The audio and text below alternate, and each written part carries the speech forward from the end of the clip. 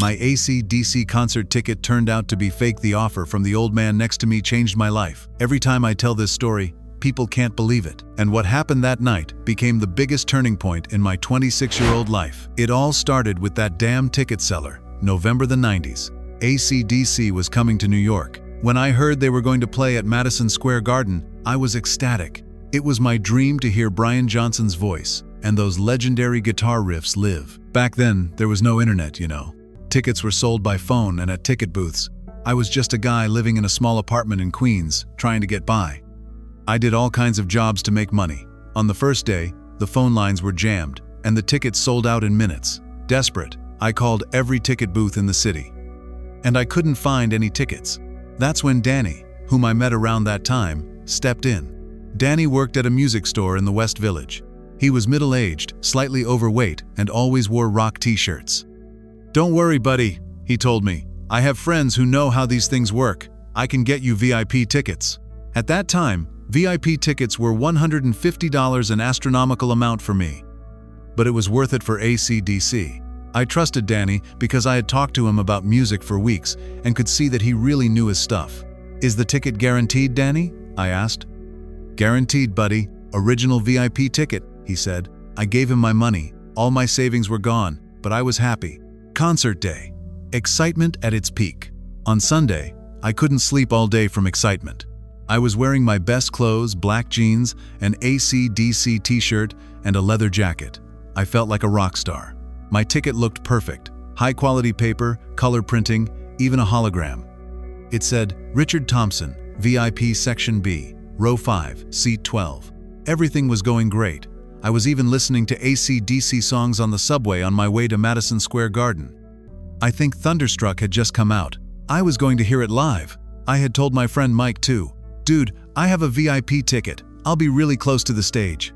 He was jealous. No one else in our circle of friends had managed to get tickets to this concert. When I arrived in front of the garden, my heart was racing. The place was packed with AC/DC fans. Long-haired young people, guys in leather jackets, people wearing bandanas. They were all as excited as I was. I headed for the VIP entrance. The security guard at the door, a burly black man in his 40s, asked for my ticket. I proudly handed him my ticket. The man began to examine it carefully. He looked and looked, then frowned. "Wait a minute, sir," he said, and called another guard. The second guard came, and the two of them looked at the ticket together. They whispered to each other. My heart was beating faster and faster. "Sir, this ticket is fake," said the first attendant. My world collapsed. "What do you mean fake? This is an original ticket." "Unfortunately, sir, the paper is wrong, the print quality is poor, and most importantly, this seat number doesn't exist in Section B. There are only 10 seats per row in this section, and yours shows number 12. The people in the VIP line around me had started staring at me. My face was bright red. I had been scammed out of $150, which was 2 weeks' worth of my earnings at the time, and I was going to miss AC/DC. "But sir, I gave all my money for this," I pleaded. "I understand your situation, but I can't let you in with a fake ticket. You need to report this to the police." I walked away from the door, empty-handed. I could hear AC/DC playing inside. Guitar riffs, drum beats. They were so close, yet so far away. I called Danny on my phone. The line was busy. I called again, still busy. I realized I'd been scammed. Danny was probably a member of a gang selling fake tickets. I stood there. People were happily going inside, and I was left outside. My eyes filled with tears, to be honest. It wasn't just losing money. It was my dream being shattered. Leaning against the outer wall of Madison Square Garden, I was thinking about what to do. Instrumental sounds were still coming from inside. The concert was set to start at 8, and it was around. It's 7:30. Just then, I heard someone behind me say, "Son, what's the matter?" When I turned around, there was an elderly man in his 60s, with white hair, dressed elegantly. He was wearing an expensive-looking navy blue coat and had an antique cane in his hand. He had a fatherly expression on his face. "Excuse me, sir," I said. "I saw you were upset. Is there a problem?" I explained the situation. The man listened patiently. "That's very sad, son. These scammers are hurting real music lovers. How much did you pay for this ticket?" $150, sir. All my savings are gone." The man shook his head. "Do you really love AC/DC that much?" "Yes, sir. I've never had the chance to go to such a big concert in my life." Then he said something unexpected. I love AC/DC too. I have an extra ticket. Would you like to come with me? I looked at him in surprise. Sir, thank you very much, but I can't get another ticket. I don't have any money left. He smiled. Who said I wanted money? Come on, the concert is about to start. Of course, I hesitated at first, going to a concert with an old man I didn't know. But there was such a sincere, fatherly expression on his face. Why do you want to help me? I asked. Because you remind me of my youth, son, he said. And I think you should enjoy these times. He took me not to the normal VIP entrance, but to a completely different door. It said Artist Management on the door. Sir, this is the artist entrance, I said. I know, he said calmly. The security guard at the door immediately stood up when he saw the old man. Good evening, he said respectfully. Good evening, Charlie. My guest tonight is Richard. Charlie smiled at me too. Welcome, sir. There was no ticket check. We went straight inside. And where we went was not the normal hall, but the backstage area, full of private corridors. Roadies were rushing through the corridors. Technical equipment cases were being carried. AC/DC posters were on the walls. It was the real backstage atmosphere. Sir, who exactly are you? I asked. He told me to be patient. When I asked if he worked in the music industry, we could say I used to work in it. I'm retired now, but I still have some connections. He took me right next to the stage, the special platform with the soundboard and the technical crew.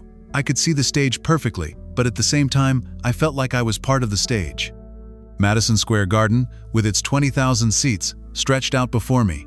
People were taking their seats. The excitement was at its peak. This is incredible, I whispered.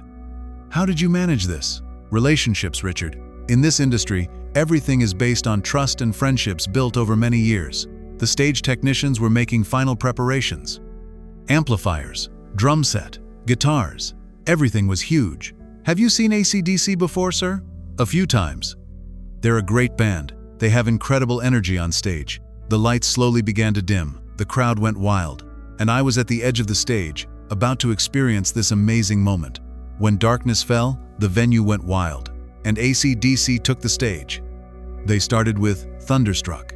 When the first guitar note rang out, I was right at the edge of the stage, so I felt the vibrations from the amplifiers in my chest, in my stomach. It wasn't just listening to music, it was like living inside the music. Hearing Brian Johnson's voice live gave me goosebumps. Every note was perfect, every riff flawless. And I wasn't watching this from a regular seat, but right on the stage itself. The old man was next to me throughout the concert. Every now and then he would lean over to my ear and say things like, "This song was written in 1975," or "The story behind that guitar is very interesting." When they started playing Highway to Hell, the crowd stood up. 20,000 people were singing at the same time, and I was watching them from backstage, through the musicians' eyes. It was an indescribable experience. They started the second half with, "You Shook Me All Night Long." I was completely relaxed now. I didn't care who the old man was. Just having this experience was enough. I felt the vibrations of the bass guitar in my feet, the rhythm of the drums in my heart. I felt the warmth of the stage lights on my face. Every now and then, he leaned over to my ear and told stories about the band's past. While playing For Those About to Rock, they brought balls onto the stage, real balls, and they blew them up. The sound was so powerful that it rang in my ears for minutes. The concert was over, but I was still under the spell. "Sir," I said as I turned backstage, "I don't know how to thank you for what you did for me tonight."